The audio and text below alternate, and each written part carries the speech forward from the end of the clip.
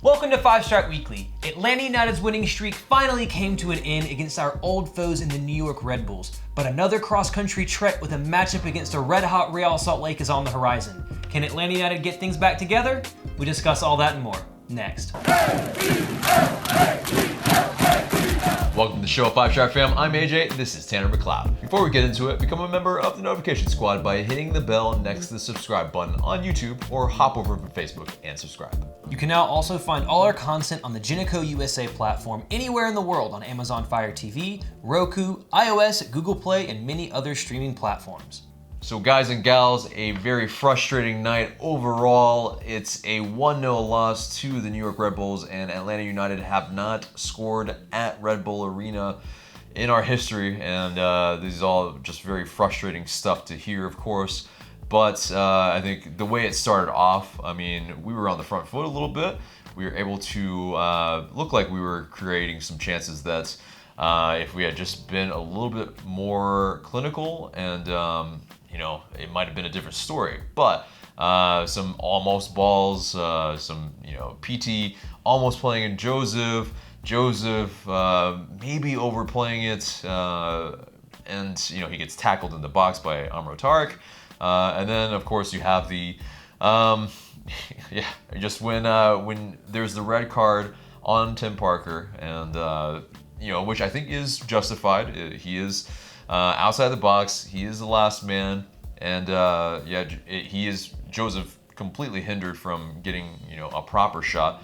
If he wasn't red carded, or if he wasn't fouled there, he probably would have had a better shot on goal because he would have been able to go any way he wanted to. But it ends up going right at Robles, and it's our chances, I think, after that kind of go by the wayside. We really have pretty just barren chances, and it ends up really only being 2 shots on goal from us in the game. Not fantastic, but then of course with that red card you get that kind of game state completely changing. Absolutely, but the thing that you have to remember is that they hit the crossbar in the first 90 seconds of the game. They cut right through Atlanta United's defense and had a shot that went off the crossbar and could have easily been 1-0 basically from kickoff. Mm-hmm. So the warning signs were there from the get-go that this is a team, even if they are missing a Bradley Wright Phillips, they can score. They're dangerous. Royer is dangerous. Akaku is dangerous. They have dangerous players. But Atlanta United still created some chances at 11v11. Mm-hmm. Joseph Martinez had, 2 great chances really to really score and put that game in Atlanta United's control. And for what feels like the millionth time this season, he fluffed his lines, which is something that's really weird from the all-time season goal scorer that you saw last year. Maybe he's lacking confidence. I don't know what it is. I think it's a combination of maybe the confidence because the ball isn't going in, but it's also the different types of chances that we're actually getting. That's fair, but he was one-on-one with the keeper. He was one-on-one with the keeper, and I would last season, if Joseph Martinez gets that chance, he's burying it. 9 out of 10 times when he gets the ball in those places. He's confident. That's when he's seen already 3 hat tricks during the season. Even so, he was doing that in his first season as well. He's a goal scorer. He was almost a goal a game man his first 2 seasons in Major League Soccer. He's a good enough player, and he's been consistent enough that he should be taking those chances. He has earned. It sounds weird. He has earned the criticism because he has been so good that when he is consistently missing chances, you are used to a standard and a level that he's getting. Whether or not the chances are the same, it doesn't matter. He is one-on-one facing the goalkeeper. Yeah. He should bury them. And that's fine. I don't know whether it's... I don't know what it is, but I expect him to take that. And if he takes those chances, again, different game. But as far as Atlanta United were concerned, 11 men created some okay chances. 10 men created no chances. And that's the thing that keeps happening is that, are Atlanta United winning? Yes. But are they finishing off goal-scoring opportunities? No. Oh, that's a resounding no, and that's, again, to the quality of chances probably and the types of chances that we're getting. It's very different from last year because you had a Miggy Almiron in the team, and so those type of chances are really, quick counters. You have those one-on-ones, or, you have a Miggy shooting from distance, and, Joseph can poach from there as well if he needed. And so, it's a lot different from Joseph having to take a shot from outside the box or having to beat a couple of guys without any other options. No one's up there running with him to give him an option. Sometimes it's a lot. They're definitely different chances, but Joseph has been one-on-one with keepers. Oh yeah, numerous times this season. That's not to forgive any of these. He should not be missing those chances. I'm saying this is probably the difference in this season and last 2 seasons, and so that could be the case. But either way, let's get to where the game really changed, and New York Red Bulls got their goal. Let's go ahead and break this down, because I think for me it's just a systematic failure. Across the board. Yeah, exactly. All the lines pretty much fell asleep. You have Loretowitz and Nagbe chasing here, and you have Shea also. There are 3 guys around one guy. None of them, one can't get in front of them, goal side, anything. They're able to just pass it out to Royer. Royer has all the time in the world to pick out the pass, and he finds the rookie. Tom Barlow is able to head it to the back post, beat Guzan, and it's you have Miles Robinson and Franco Escobar, probably a little bit of miscommunication here. You have Guzan probably culpable as well. You have it's everywhere across the line.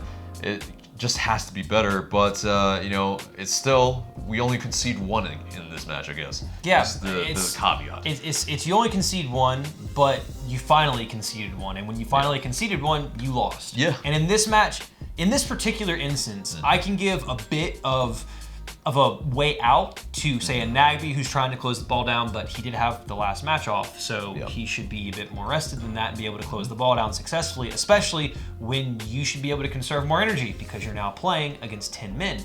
So he tries to get out there late. You have the miscommunication. But for me personally, the one person that I can't blame tiredness on is Brad Guzan. Because as far as I'm concerned, this is terrible goalkeeping. You have to make a decision. He is experienced enough to know either to stay on his line, which if he does, he saves that ball easily, it goes right to him, or come for it. It hung up in the air so long, maybe he doesn't catch it, but maybe he gets a punch on it. Instead, he doesn't make up his mind, which he's done before. He stands there, goes forward, backpedals, and then tries to run. If you see your keeper running across the goal line chasing after the ball, that's never a good sign, and almost always that means the keeper had poor positioning or did something incorrectly. And on this one, I can't say that the goalkeeper was tired, because he's been standing there mostly doing nothing for the past 5 matches because the defense hasn't given up too many chances against him. Right. So this, again, it's still a systematic team failure to give away a goal. And in my opinion, to lose 1-0, even if it is to a Red Bulls team that has been good, they haven't been great this season. They're missing some of their best players. They had their most experienced defender on the day see a straight red in the first half. And you can't even muster up a shot on target in the second half. You can't even get a single goal against a team that isn't even at full strength and is a man down. This was the chance to get 3 points against Red Bulls. It was there, and they didn't take it. Yeah, and I think the difference is when you do play against a 10-man side, it is sometimes a lot more difficult in that sense when, you have that type of aspect where, it was a little bit more back and forth in the, early part of the match.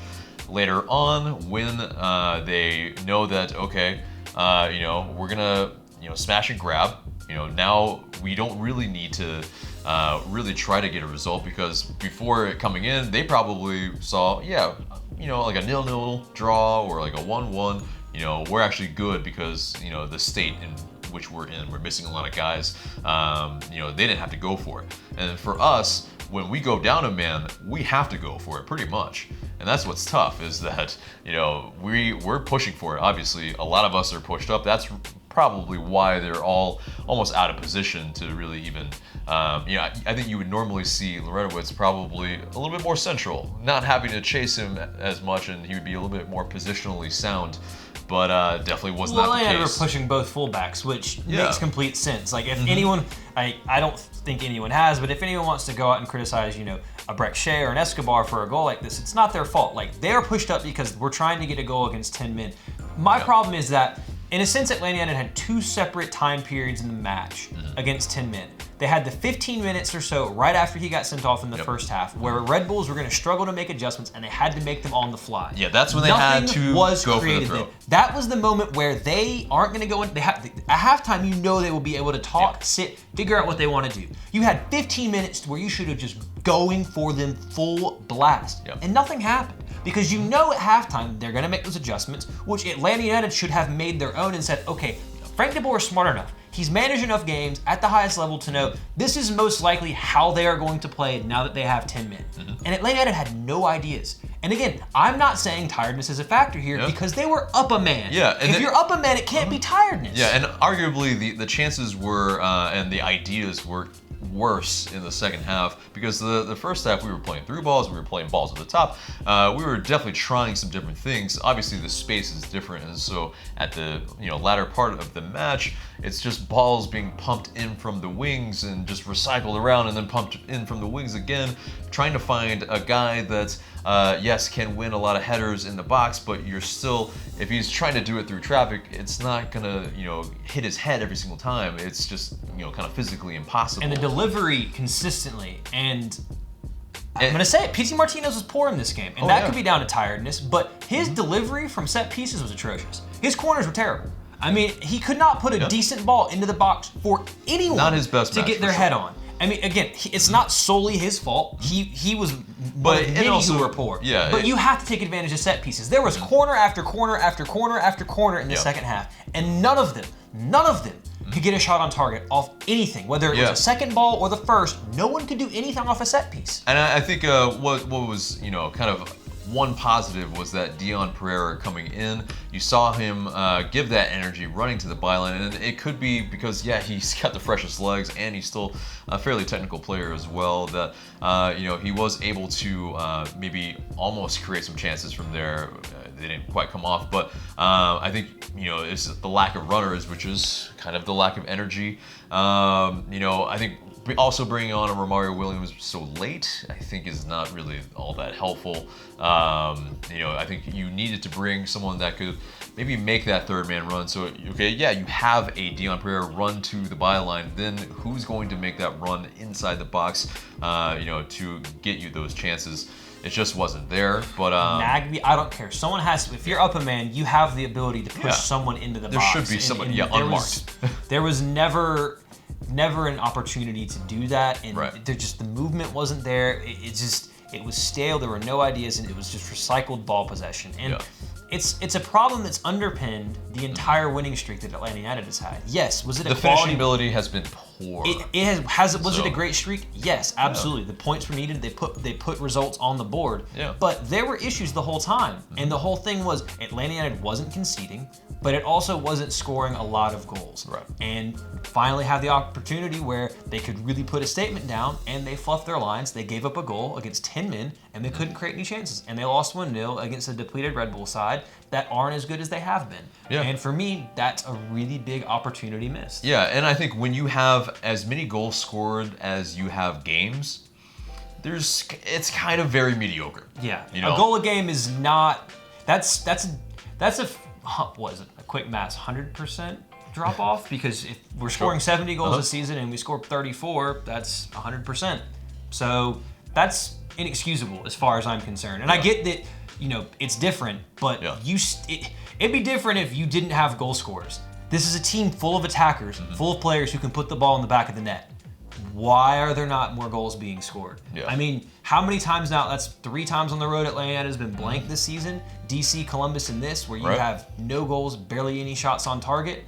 I mean, it's a little bit of a indictment on the players as well as the coaching staff. So it's just a matter of things that need to be figured out quick in terms of how we can get these players trained to be a little bit more clinical, or if they cannot, then changes need to be made. I mean, bringing new players, whatever it is, something needs to happen. So I don't know what it is. I think that honestly, I still think that even though Atlanta has been playing better, I think the way the season started, the preseason, everything, I just don't think that this team has still had the ability to gel. I'm hoping that this month-long international break could be a really good opportunity to do so. You will have some players staying, you'll have some players going, but you'll still have a lot of players here. you have to take advantage of that time. Mm-hmm. Obviously, they'll get some rest, but that could be a second chance at a preseason that you don't often get.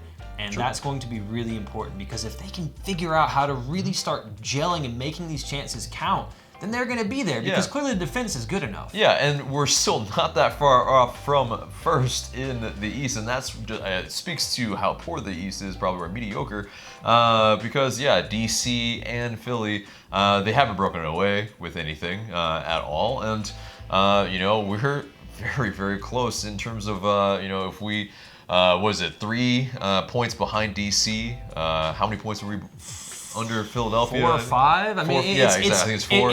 If Atlanta United wins the next 3 games before the international break, and there's 3 remaining, you have Real Salt Lake, Chicago, and Minnesota. Minnesota and Chicago are flipped. Right. But you have those 3 matches. If you win all 3, and Philly drops any points whatsoever, Atlanta United is in first place going into the international break. No one could have predicted that the East would be so poor. I mean, I think most people probably at least had, well, of course, Atlanta probably trying to break away if things had gone perfectly, dreamingly.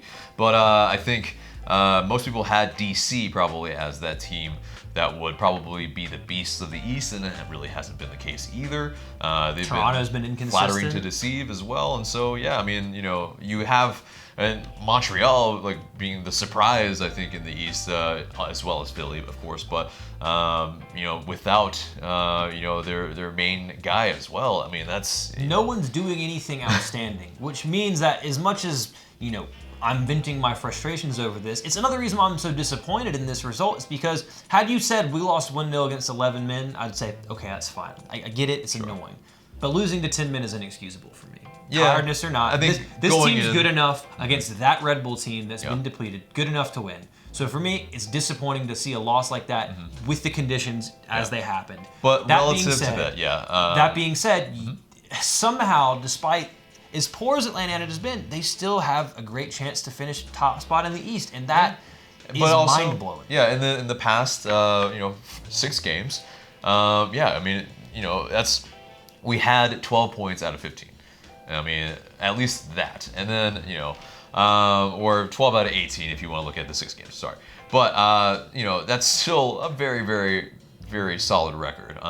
So I think when you have that, and then you have, the expectations, I think, this month with just the fixture congestion, I think we would have taken that. And I think also circling in, this date on the calendar before the year started, it's like, we probably would have taken a point at Red Bulls, or probably conceded that we probably wouldn't get anything, because that's just kind of the historic part of playing at Red Bull Arena. We just can't score for whatever reason. That's what, 4 games, no goals? Yeah, and so, I mean, it's of course very, very annoying, and then of course you have the fracas at the end of the match. You have Kamar Lawrence. That was dumb. Who is barking at Tito Villalba, and Tito gets up, barks back, and I think, much has been made from New York Red Bulls fans that, Kamar Lawrence, there was the meme of Muhammad Ali, standing over Frazier, and how, the similarities or whatnot. There were no similarities. There were no similarities, because once Tito got up and started to do a little bit of chest bump, Kamar immediately, got a little bit afraid, and started to back away, and I'm. To be fair, Kamar Lawrence had an incredible game. He had an incredible match, and so did Maria. Both of their fullbacks were absolutely outstanding. Yeah. As far as I'm concerned, the person who had the right to talk the most trash that game would have been Maria, because he did a job on Tito that game. He was really good in the first half, and whenever Tito played on the left of the attack, he was really good. But Kamar Lawrence was an absolute unit. He's a dickhead for the way that he acted at the end, in my opinion, but he's still a player that, if you offered him the chance, I'd take him in a heartbeat. Yeah, no, and that's the thing too. It's like, it fired up their fans. I think in the end, this is kind of like a good thing, like passion-wise, for the league. Yeah, this is a rivalry. Yeah, 100%. exactly. You can tell that at least it's getting really heated between the players and between the fans on social media. That's for sure. It's the fans themselves were absolutely lovely. Yeah, you guys had a little trip up there. We'll get to that maybe in a second. But the end of that match, getting to that, where Tito like a legend, is raising his hands like, yes, we have an MLS Cup. What do you have? We lifted the Eastern Conference trophy on your grounds. What do you have? Yeah, you guys have some supporter shields, but we beat you on your grounds to win a trophy. So that's. But in terms of the whole of it, it went on for a while. There were actually a few little things that came out of that. We'll get into that in the news. Some suspensions, or not suspensions, some fines.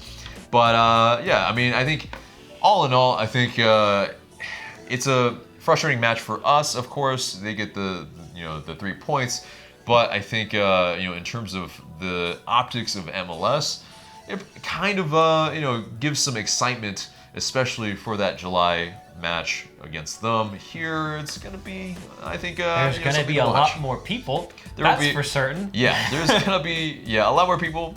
Some fireworks probably for sure on and off the pitch.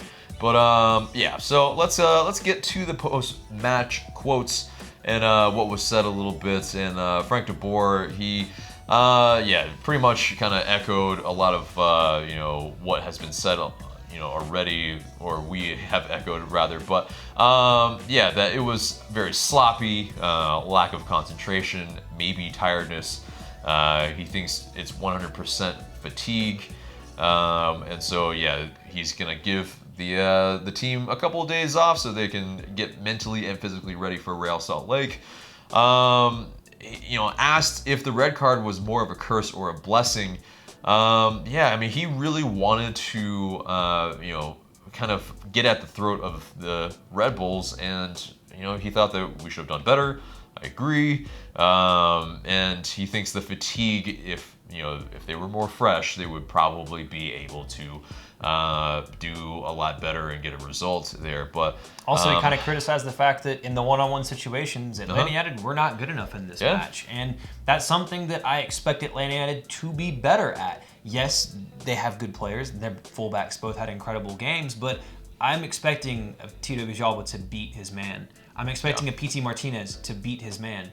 Neither could do that this game. Yep. Joseph Martinez had his chances, but when he was one-on-one, he couldn't beat his man. Yep. And that's something that if you're against 10 men, you just have to make one guy miss, and that can pull everyone out of position. And Atlanta United, we're incapable of doing that. And it's frustrating when if you lack the quality of player to do so, then you can understand. But the quality is there. The execution just wasn't. Yeah.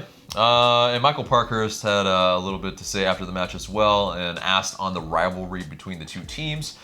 He said, I mean, all the games are always physical and intense, but we were upset with how Lawrence stood over Tito at the end of the game and barked at him. Just don't think there's a need for that. And also asked on if they were able to, not being able to take advantage of the red card. He said, yeah, we just weren't clean enough tonight. Too many sloppy passes, too many missed passes, missed crosses. They sat back deep and didn't do a good job of putting pressure in behind them. And we didn't have enough runners in behind, I didn't think, trying to stretch the line and create small openings in front of their center backs. Credit to them, it was difficult to break down, but we've faced that type of defense before, and we need to do a much better job of moving the ball quicker side to side and opening things up. I think that, pretty much, I think outlines it completely that, they feel like they weren't good enough. They probably felt like they wanted to do more. Maybe it was mind over body type of thing. Body doesn't do what the mind wants to do, and it's the muscle memory isn't quite being pulled off when the fatigue is so strong after that many games in a row. Just 3 days rest. It's really, really tough. But and the travel definitely doesn't help. Yeah, it doesn't help, but I don't think it's a massive excuse. It's not. Because, I mean, yes, again, we all would have taken probably a point out of this match, and, it's just very unfortunate that we concede that goal. But, I think in terms of wrapping up this match, I mean, it's all in all, a frustrating thing to see, of course, but you guys had a kind of very wonderful trip going up there because, you guys got to see the Cooligans, our buddies there, and also get to check out the MLS studios, which we'll have a vlog and some videos for coming up very soon. I was not able to make the trip, obviously, as you saw our fan cams after the match, and you guys were at Red Bull Arena. But yeah, kind of talk about the trip a little bit. Yeah, it was a blast, minus some of the lack of sleep and everything. But it was really good to get up to see the Cooligan Studio in Madison Square Garden. The podcast that Kelly, Jay, and Dev did with them was hilarious. There was a great studio audience. Atlanta was repping very hard there. It was good to see a lot of the people. We'll link that below. There's a lot of it was good to see a lot of people that I've seen either at the store, at the tailgate, in the games, up at Madison Square Garden to see that. So that was a blast. Then we met our friend E from the High Press podcast, which is a Red Bull podcast up there. We recorded a special for Unrelegated, which is up on their podcast feed now. That was a whole lot of fun. Great dude. There was a lot of banter in that one. It was a fun one to record. So that was a good time. Tried a bunch of pizza joints that Alexis recommended to us. He is a pizza aficionado, so if you ever have a question about pizza in New York, tweet at that man and he will absolutely let you know where to go off the top. Scars in the Lower East Side was really good. And there was another place over in Brooklyn named L'Industrie because it used to be a French cafe and it's too expensive to rename it. That place was really good as well. And I'm forgetting the one that's in Harlem that we went to twice actually. Soda Casa, that one. It's like under a church. We were parked right in front of it one time. Did not even see it because it's down in like a little basement area. Yep. I got the pizza I wanted. I got some pastrami. That was dope. The city was incredible. The trip was incredible. The Red Bulls fans were actually really nice to us before the game. They showed us some great hospitality, all sorts of food, steak. It was good stuff. The only negative being the result, but it's definitely a trip that I'd love to make again. There's some great people up there, and who knows, we play NYCFC at the end of the season, and maybe we'll be able to make another trip up there and go see the other team in New York and hopefully get 3 points this time. Yeah, but also some insight into getting to their stadium. You can maybe see why they have so few fans there. Yes, so we joked about this in the Unrelegated podcast that we did with E from the High Press podcast, and it kind of comes down to is like a lot of the fans are in New York, and I joked with them, I was like, so they just don't want to go to Jersey. And it's kind of the point because driving there is almost a non-starter because it's not necessarily getting to New Jersey from New York, it's getting back. Yeah. That is incredibly difficult with traffic, whether you're going through the tunnel or you're going over the George Washington Bridge, it's tough.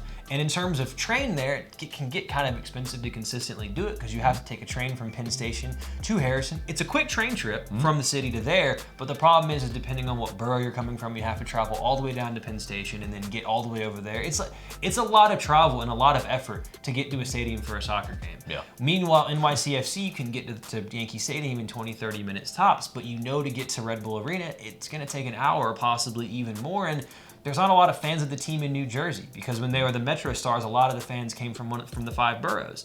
So there's this weird disconnect there that if you're going to invest that much time to get somewhere, there's so much to do in New York City that maybe Red Bulls just isn't that high up the list. Yeah, which it completely makes sense, but it's frustrating to see though because it's an amazing arena, and if you have the chance to go up there and go to a match there, I highly recommend it because in terms of soccer arenas in this country, it's going to be near the top of that list. It's big. Even though everything's close to the pitch. Even if you're in the back row of the second tier, you're still really close to the pitch. You have a great view. There is not a bad seat in the house, not to mention they have Brisas, which has incredible empanadas, so it's like, you got those as well. You really can't go wrong. But anyway, so yeah, super happy you guys got to make the trip. I was very sad that I did not make the trip, but I think next time we will all do it, and it'll be a grand old time. But let's move on into the news, and some kind of holdover from that match is that Romario Williams, Kemar Lawrence, and Tom Barlow were fined undisclosed fees for their involvement in the fracas, putting hands to face. Now penalty in the NFL. Yeah. But in terms of Kemar Lawrence and Tom Barlow, I mean, this is in the most unbiased way possible. I think they deserve this. Romario, he's trying to get a person holding Tito. I think, he's just trying to help, and he pushed the other guy away. I think it might have been a little high, and then I guess he gets, a fine. But I think it's a little bit ridiculous that he gets fined for that when he's not really trying to fight anybody. Yeah, he's just trying to stop it. He's trying to be a peacemaker. But It is what it is. Next bit of news, though, is PT Martinez has not made the Argentina squad for the Copa America. It's both a good and a bad thing. It's bad in that it would have been a great place for him to, show what he can do. In my opinion, it's a good thing because that man needs some time off. He needs a rest. I would rather be selfish and say I want him to perform in MLS and that be his shop window. I can understand why he himself would be disappointed, but I would like him to just come home, kick his feet up for a couple weeks, relax, enjoy, so he can be recovered for the rest of the season because he still looks absolutely knackered. Yeah, he definitely looks tired, and I think his form hasn't helped him in getting a call. But in terms of, he's probably very upset for not making. He's probably distraught right now. At least, his family's here, and that's good for maybe at least absolving a little bit of those feelings, maybe in a small short term until the games happen. And of course, I'm sure he's going to be. I don't know if he's going to be watching. All I'm saying is maybe he can use the frustration for not making it to put it back into his game to start kicking ass in the second half. Of course.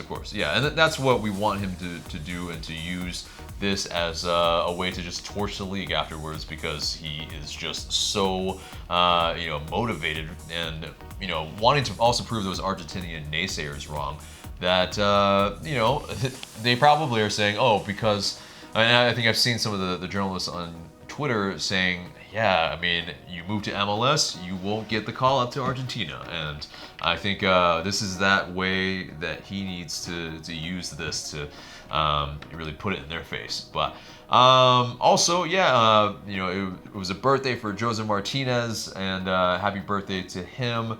He is the GOAT, and La Banda and a whole bunch of people were. I'm not really sure where they were, but I think it was his new house that he moved to, because the pool. I know he has a pool in his backyard now that he's posted on social media and stuff. So it might have been his place. Right, exactly. And either way, everybody's hanging out. You have Mohamed Sanu from Atlanta Falcons also, and so it looked like a really, really fun time. He's got hot green shorts.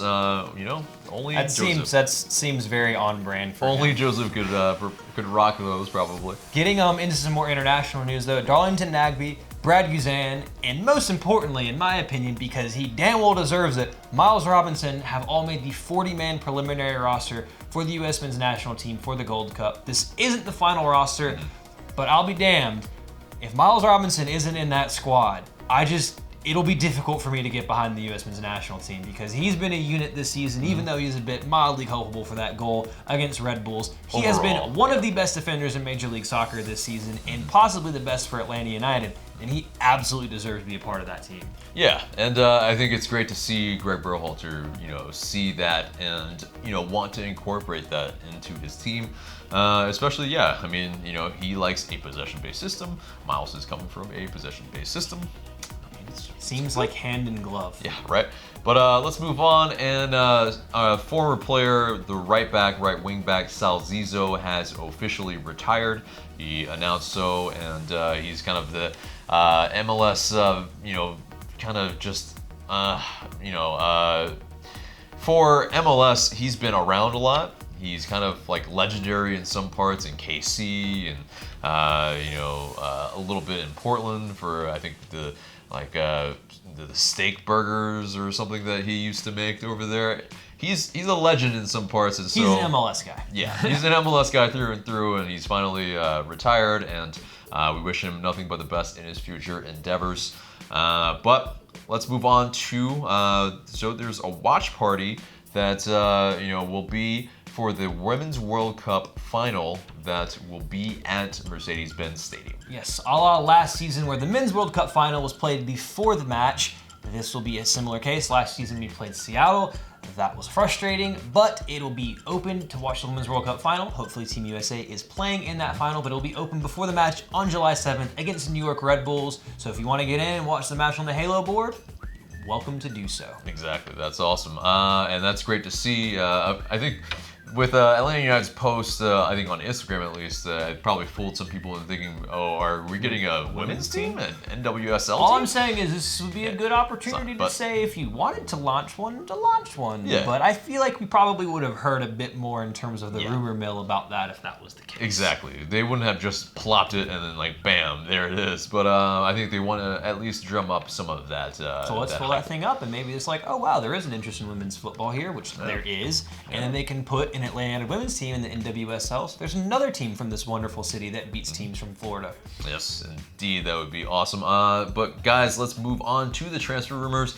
And there's one big one this week where Tito Villalba has been linked back with his former club San Lorenzo, and it's a club that he spent from his time as a youth to 2016. And then when he left them, went to us, but he went on loan to Tijuana and then finally to us, of course. But this rumor is per the journalist Hernan Castillo, and he mentioned it on TNT Sports LA. And yes, often there are journalists in Argentina that like to create rumors and whatnot, and like narratives about players and whatnot. But basically, it has said that, and he has said that Tito Villalba is interested in leaving Atlanta United and returning to San Lorenzo. Now, if that is the case or not is just sad news that we don't want to hear at all, because I think most of the fans want to keep Tito Villalba as a five-stripe, but understandably, I think if there were some cases of he doesn't have enough playing time sometimes because he maybe sees the writing on the wall that Ezequiel Barco, if he came back in, he and Gressel probably would be the two guys that would be bouncing in and out of the starting 11 because, PT Martinez, you're not probably going to sit your $15 million man, and so that's very difficult. And so he kind of sees that, okay, but I think also, though, he may not be seeing like his ultimate value in this team. He is, if he's not started, he's the first one off the bench in terms of he can sub Joseph Martinez. He can play anywhere wing. Across the front line. Yeah. He is a complete attacker in that he is flexible in playing in any position. For me, I think he scares most defenses in MLS. He's one of the most dangerous threats Atlanta has in terms of being direct and running at people. I think for me, I can understand if he was frustrated and wanted to leave. I don't see San Lorenzo as a possibility because they don't have the money to pay his wages or to pay the transfer fee. And Atlanta United will break their transfer record. Atlanta United needs I think we talked about $4 to $5 million to break even on him as a player. Yeah, and I think you want to sell him, probably to a European team or to a Mexican side, for like 10 million, something around there to really make it worth our while. Otherwise, us doing the deal doesn't make a whole lot of sense, but either way... But he's not playing up to that as well, which is the other side of things. He's also not getting the ultimate he has been playing recently, though, and he's been playing a lot of matches, and he's had the minutes, and he played well against Orlando, and he's had his moments where he's been good, but if he wants to move to a side that can afford to pay for him, it also kind of goes back onto him as well, because he is a goal scorer. He has been able to score double-digit goals, and that's something that... It goes along with the rest of Atlanta United. They need to start taking more advantage of their opportunities and scoring goals more often. And if that's the case, then he needs to start converting those chances. And if he can convert those chances and start doing that, then it earns him the ability to move wherever he wants to a degree, because now he has that value.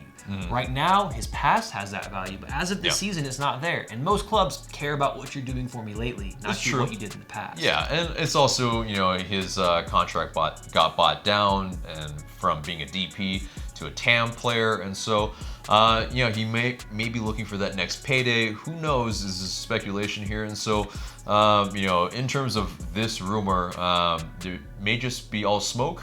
It may not actually be a fire to it, but it's a wait and see. But either way, I think for me personally, I do not want to see Tito Villalba go at all. Because he's too good. Yeah, he's too good for and he's he's a valuable cog in this team. But let's move on to Atlanta United 2. They played to another 1-1 draw. This time at against Swope Park Rangers at Children's Mercy Park.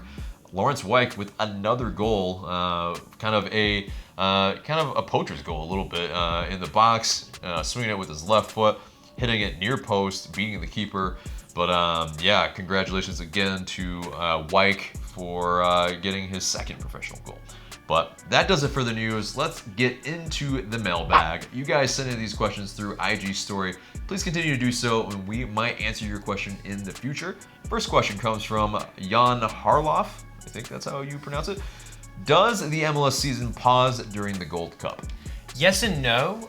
So Atlanta United will have 25 days off from the June 1st match until its next match on the 26th. That being said, MLS does this weird thing where sometimes it'll have teams play games during international breaks because, well, it's MLS. So as far as Atlanta United is concerned, yes, we have an international break, but I'm pretty sure there's a couple of odds and ends games scattered through there because, well, the MLS hates itself. Yeah. And next question comes from Sheaves77. What do you think is wrong with our attack? Is it creating quality chances or finishing? Finishing, I think, and maybe it's just mostly confidence. Finishing. Yeah, I think it's, you get that confidence from putting it in the back of the net, but the quality of chances is it's debatable, I think. But we're getting less and less one-on-ones where it is a clear cut. I think we're having to maybe beat too many men, or if it's there's not enough runners with us, and so those type of chances in the past maybe would have been just a tap in from a square ball because you had another runner with you. Now you don't have that, and because the risky play that kind of categorized or characterized us in the past is not as apparent in this season for sure. So I think it's a combination of both, but mostly I think it's the finishing. It's just really not there. Next question comes from Alec C4. How long until we start to worry about PT's form? I'm not overly concerned right now because he scored against Orlando and he has been playing well in the last few matches. It's just been a bit inconsistent, and that's one of the things that you're going to struggle with a player adapting to a new country, new system. Still not fully fit. I think he's still probably carrying a lot of fatigue on some tired legs, but also not getting a lot of calls. He's not getting calls. Yeah. That's that. I mean, does he go down easy at times? Yes, absolutely. That being said, does he deserve a bit more in terms of protection from the officials? Yes, absolutely, because he is getting fouled. I think that MLS is weird. MLS is really weird about that. I think it just comes down to pro, and the referees aren't very good in this league, so they're going to always be inconsistent. So they question if that actually is or isn't, and they want to be wrong, and so they exactly. just don't call it. It's just one of those things where I think we're going to see the best PT Martinez after this international break. With him not going away in Argentina, he has 25 days. He will get rest. He will get time to recover. He should be able to have more than a few days off of not having to do anything at all. So I think that and I'm really hoping that he takes this snub and can turn that in, put a chip on his shoulder in a sense, and take that and really start playing at the level that we saw him play for River Plate. And at times you have seen the flashes of brilliance that he has now, where he can take a turn and take 3 players out of a match and then lash the ball against the post on, stuff that he's done where he's been so close to it coming off and it just hasn't.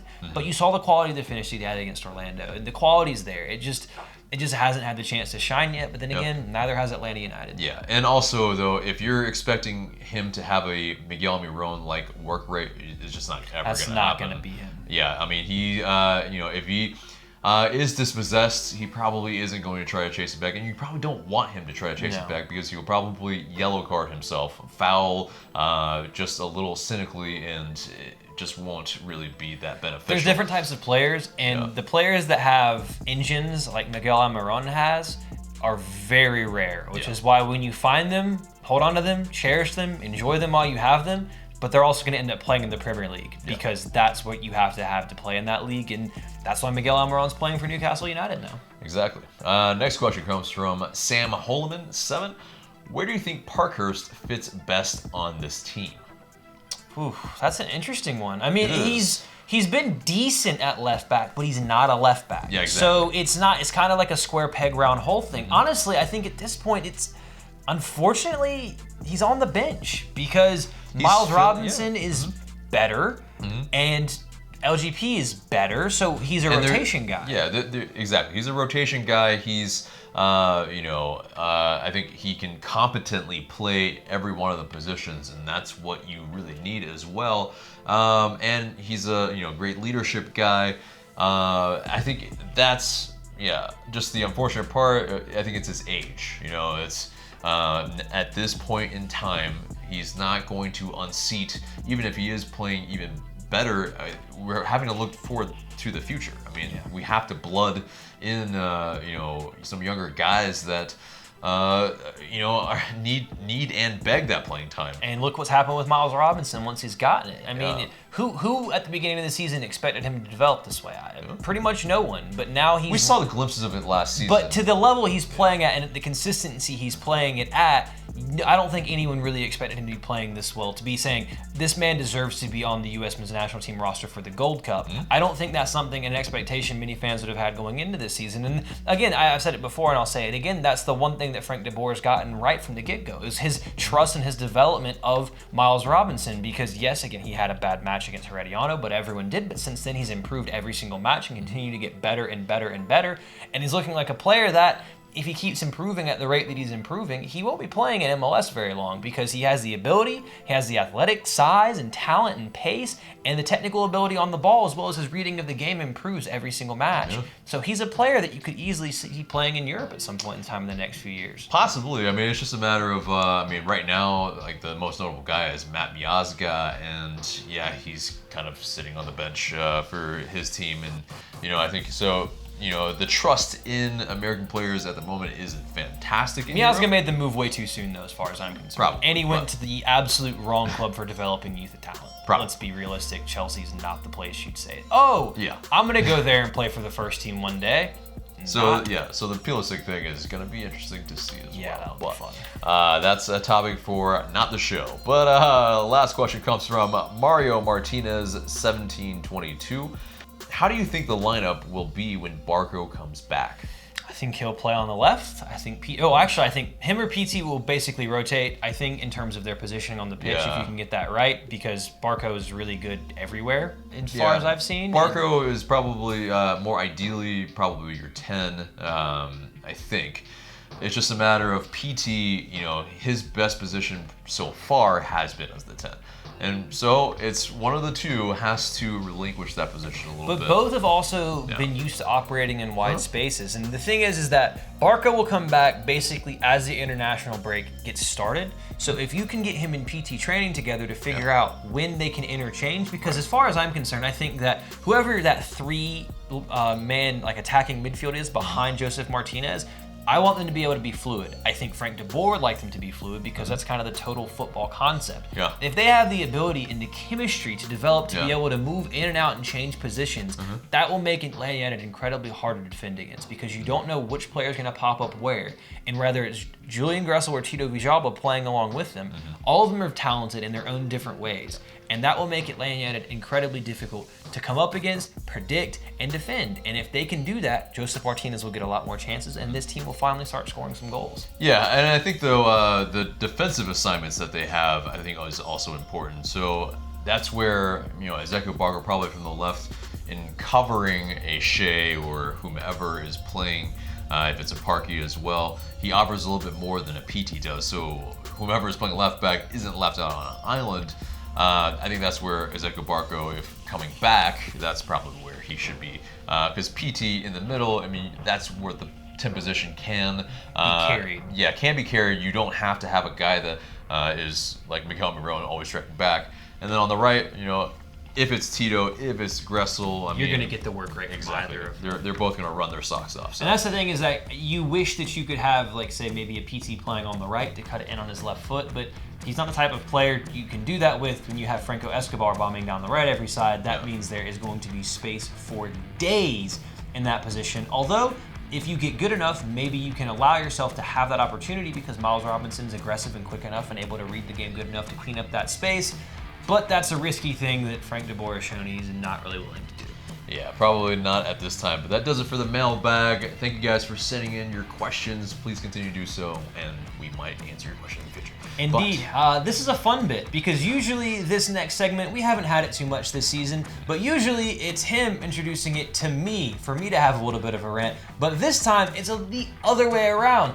AJ, Wasteman of the Week time. Yeah, I think this week for sure it's Luis Robles of the New York Red Bulls, their goalkeeper. He pretty much, he talked about Tito Villalba's, antics after the match, pretty much, that whole fracas, and he said, quote, "The things he was doing didn't really represent the class that I think Atlanta United are," unquote. And that's kind of a backhanded compliment, I think, to begin with, but this coming from the guy that defended Kaku, who kicked the ball into the stands from point-blank range at a paying audience member. And then walked away. Didn't, he had a little bit of remorse there, but pretty much, having Robles defend this guy, I mean, what are you thinking? Yeah, Luis Robles is a bit of a dickhead on this one. And in terms of that, also defending Kemar Lawrence, who's screaming at a player who's on the ground and did the baby motion and all that. I think, like I said earlier, the passion is good, but in terms of this being better than the other, I mean, all Tito Villalba did really was, get up, talk to Kemar Lawrence, maybe be shouting and whatnot. But I think when you are antagonized, I think it's pretty fair for you to kind of bark back. It's kind of hard for you to defend the instigator and say it was the receiving party's problem that started the whole thing. I think ultimately what makes him the waste man is that because he thinks that the raising of the cup motion is not the class that he thinks that we are. Well, that pretty much shows the class that we are because we are a cup-winning side and you are not. Yeah, and he's been in the league quite a while and he still hasn't won one, so sucks to suck. Waste man of the week. Exactly. So, Luis Robles, you are the waste man of the week. So, let's get on and move past that into the match preview for Real Salt Lake.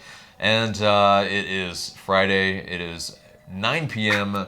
and it's at Rio Tinto Stadium. And I think it's on a Friday probably because of the Memorial Day weekend. And so, again, we have only 4 days rest. At least it's one more day of rest for us. Woohoo! But in terms of back across the country again. Exactly. I mean, just more and more travel, but at least getting those sky miles. Exactly right. I guess if they're using the same, if they're always using Delta, then maybe it's good for their mileage there. But Atlanta United, of course, have one loss in their last 6.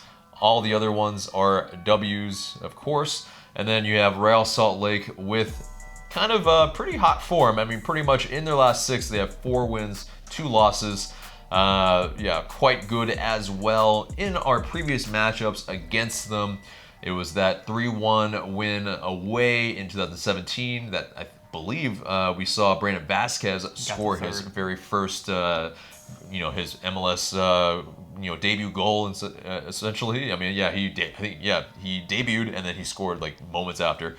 In 2018, it was at Mercedes-Benz Stadium, 2-0. They had that documentary, if I recall. Everyone realized that Mike Pecky knew nothing about tactics or how to coach a soccer team. It was absolutely he's still there. Yeah, but he is a character in this league, that's for sure. Yes. But that you can't take away from him. But and so I guess if he leaves the league, I guess you can take that away from him. So he's still a character. He's still a character. But in terms of Real Salt Lake's strengths, they have a lot of skillful young players. They really like to shoot from distance, and that's hopefully something that doesn't kind of bite us in the ass. And they're doing something that we're not doing this year, and they are finishing their scoring chances. And that's not ideal. Positives for Atlanta United is that Real Salt Lake struggles against defending set pieces, although that might not mean anything because Atlanta United are woeful on attacking set pieces. Yeah, we have 74, I believe, set pieces, and we've not scored on any of them this year. That is terrible. Yeah. Terrible. Also, they are bad defending against attacks down the wings, so that is a potential place that Atlanta United absolutely could exploit them with players like Tito Villalba, PT Martinez, and Julian Gressel. They are all going to pop up in spaces, even if Franco Escobar overlapping. Also, they tend to make a lot of individual errors, and they foul in dangerous areas. So that's something that Atlanta United, with the players we just mentioned, should be able to take advantage of. I'd love to see a score from a set piece or a direct free kick to see PT Martinez bury something, but as of yet, that hasn't happened. And one thing that they do happen to do a lot on the attacking end is get caught offside. So if you remember that match against Orlando, could look a little something similar to that in terms of them constantly seeing that flag go up from the linesman. Right. And so I think for them, they're a team that will be aggressive. They will be trying to play against us, especially at home. They will be looking to score. And I think that is something that could play into our hands a little bit more. But getting into, this match, though, some of the match facts are that yes, there have been under 2.5 goals in 12 of our last 14 games. That's, not a good record. I thought we were supposed to be winning games 4-3, AJ. But I think it's definitely already changed. If you didn't think it was going to change, like PT coming in, Tata leaving, De Boer coming in, it was always going to change. True. It's just a matter of how much of a change. Positives, on the flip side of that, there have been over 2.5 goals scored in Real Salt Lake's last 6 games. So something's got to give, right? Yeah. 0-0. Let's hope not, but let's get to those keys in this match then. Or actually, let's get to their players to watch first. That attacking midfielder of theirs. Attacking midfield is just good. It's true. But Albert Rusnak, he is doing quite well this season. 5 goals, 1 assist in 11 appearances already. He pulls the strings. He's their number 10. He also has a nasty shot from distance. He's a canny operator. Yeah. He is. If you had to pick one player that was going to beat Atlanta United, it would probably be Albert Rusnak. Yeah. This dude is the best player on their team as far as I'm concerned, and he has been balling out so far this season, and has been one of the reasons why they've won 4 of their last 6 matches. Indeed. Another guy, Jefferson Savarino, their left winger, 2 goals, 1 assist in 11 appearances. He's one of the reasons why the wings are a bit susceptible, because he is very skillful and dangerous going forward, but he's not one of the guys that works super hard on the way back. So if he does get at the pitch and maybe they push a fullback up, you could attack down that right-handed side. Exactly. I fancy a Franco Escobar in this match for sure. Getting in behind a lot. Hopefully he can. Another guy is Sebastian Saucedo, their right winger, and 1 goal, 2 assists in 10 appearances. Likes a long shot, and maybe are not able to attack that side as much, and so I think he's the opposite of Savarino in that he tracks back quite a bit, and he's not too shabby in defense. And then you also have Sam Johnson, who's got 4 goals in 10 appearances this season as a forward as well. He is also from Liberia, as is Darlington Nagbe, so there's a little interesting connection between the two of them. Yeah. So those are some players to watch. All of them are attackers because, well, that's what they're good at. Yeah, they're quite good at that. Of course, they have Kyle Beckerman as well, but it's a matter of... He's an older gent who knows his way about, but I'm much more concerned about those forwards than I am about Kyle Beckerman in midfield. For sure. No disrespect to him, but he's not the one out here that's going to be banging them in. That being said, he's probably going to score now. Yeah. And on to the injuries to the keys of the game. For us, it's George Bello, who's still out long term. Kevin Kratz is back in training now. It's just a matter of time when he can get into these 18s, I think. And he probably will play, if we're being honest, because 3 central midfielders that are fit. So he'll at least be on the bench. And then Brandon Vasquez, he's still out with that knee injury. So let's get to the keys of the game for Atlanta United. One of the major things, I think, is can we finish those chances? Please, God. This is not a team that I want to mess about with, because if Atlanta United continues its struggles in front of goal, they're going to lose this game. Plain and simple, because as far as I'm concerned, Real Salt Lake are going to score. It's going to happen. They've been in good form. They've won 4 of their last 6. They play well at home. they have talented attacking players. Yeah. If those chances, those half chances fall to them, someone on that team is going to bury one. Brad Guzan hasn't been in great form as far as I'm concerned, minus that game against Orlando, but these players are better than Orlando's. They will take their chances when they get them. They will bury shots from distance. They will test Brad Guzan in every which way, and right now, I'm not sure if he'll be able to keep all of those shots out that will be shot at him during this match. So Atlanta United has to take their chances when they get to them, because if they don't score, they will not take any points from this match. Right. And another part is if Atlanta United can get back on track after a loss. I mean, last season we had a really stellar record from losing a match and then either at least getting a draw or a win. Most of the time it was a win. Yeah, and so I think we need to get back to those ways, and hopefully we can in this match.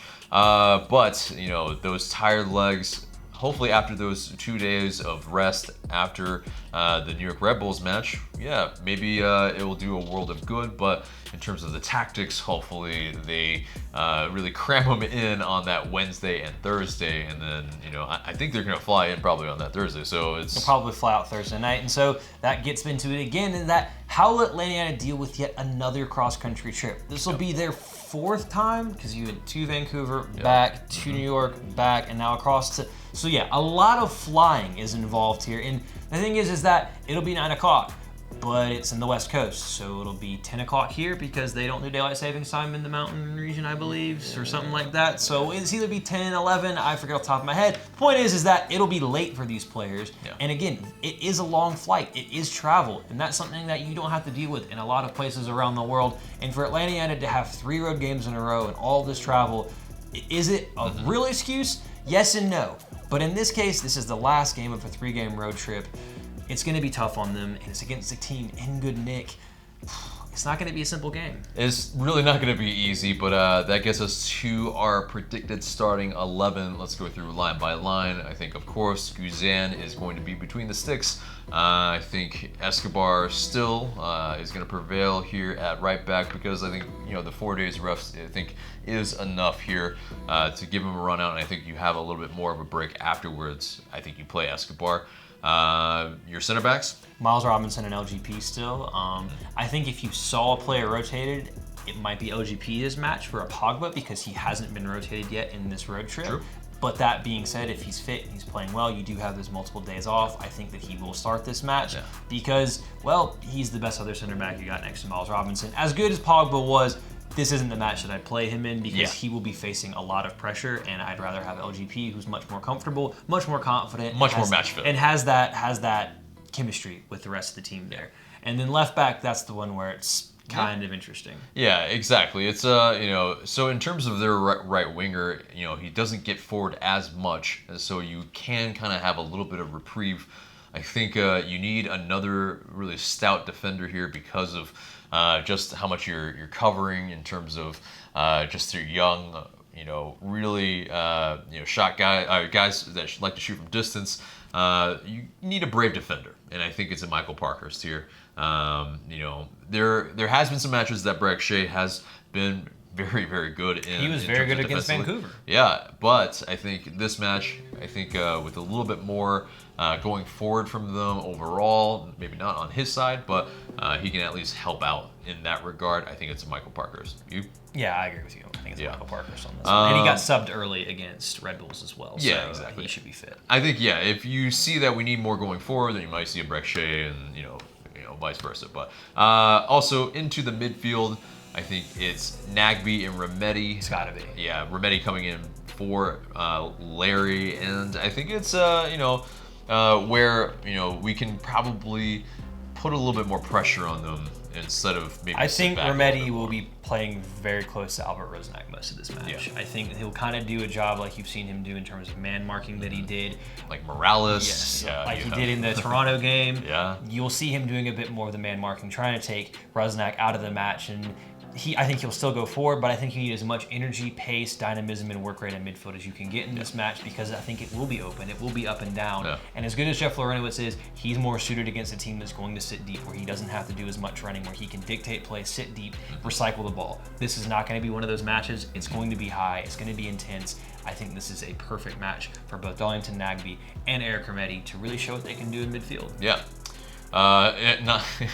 They pretty much already showed it already anyway, but I think... Well, no, I'm saying in a big game, because this is a big game. This is an important game, and I think that the two of them, this will be a match where their legs and their ability to move up and down the pitch will really be highlighted against a high-quality opponent, where on the road, it'll be tough. I don't know if you expect to get 3 points in this, but we'll get to that in a second. But these are two players who I think are two of the better midfielders in MLS. Yeah. And I think this is going to be, again, one of those opportunities to showcase how good of players they are, because sometimes maybe you get more caught up with just Darlington Nagbe or just Eric Hermeti, or even further forward to where you don't think about how much work that these two players do.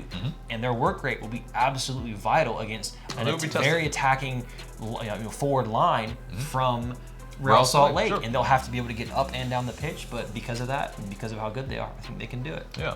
And to this forward line, I think, Gressel, PT, and Tito, again, I think with this 4 days rest, I think, maybe some rotation, in terms of the substitutes should be earlier, giving more of them a run out, I think. But Real Salt Lake's so good, you have to go full strength 11 against this team. Yeah, you got to try to score with your best players. Obviously, that means Joseph up top. So with that, I think this is probably the strongest starting 11 that Atlanta United has right now. Yeah. Obviously, if Ezequiel Barco is back, he probably starts this match as well. But in terms of what's available to Frank de Boer, this is the best he has. And when you're playing against a team that's won 4 out of 6, you want 3 more points to make this road trip very productive, because 6 out of 9 points is not bad at all, and it puts you still right with the rest of the teams in the East, and you play before them all. So you put a little bit of pressure on them, knowing that you're tied on points with a DC United, or you're walking right up behind a Philadelphia Union. Maybe they have a little bit more pressure on them. Sometimes that's something that does affect teams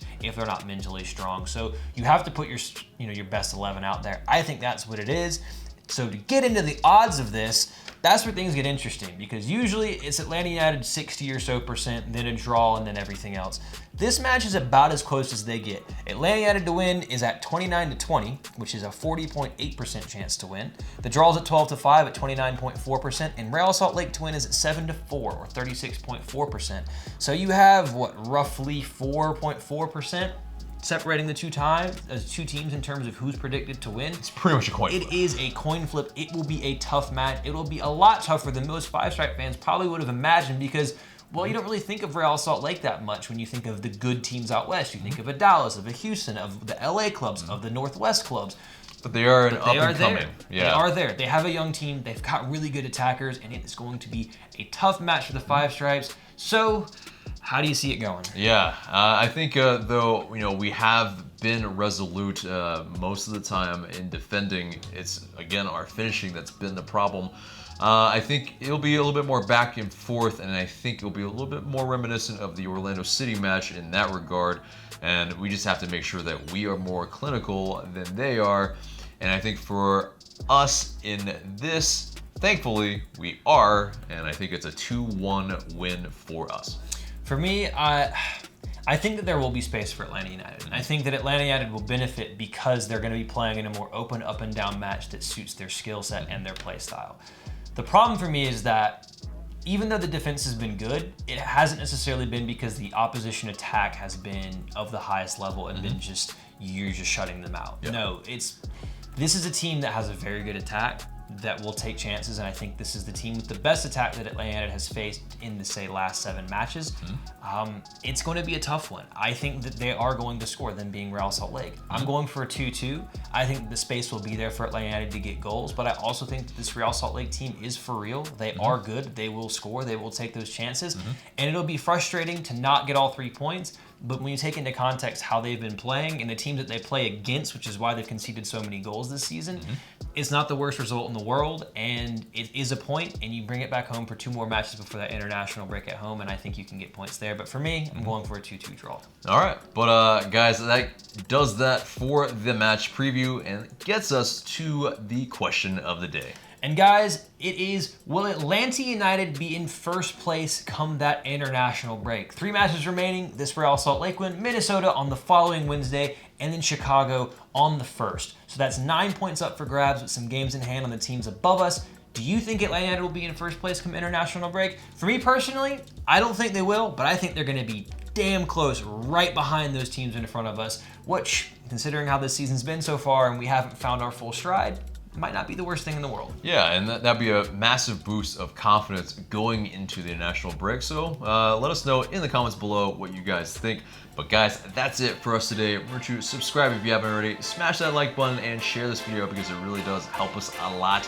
And for Tanner McLeod, I'm AJ. Thank you guys so much for watching.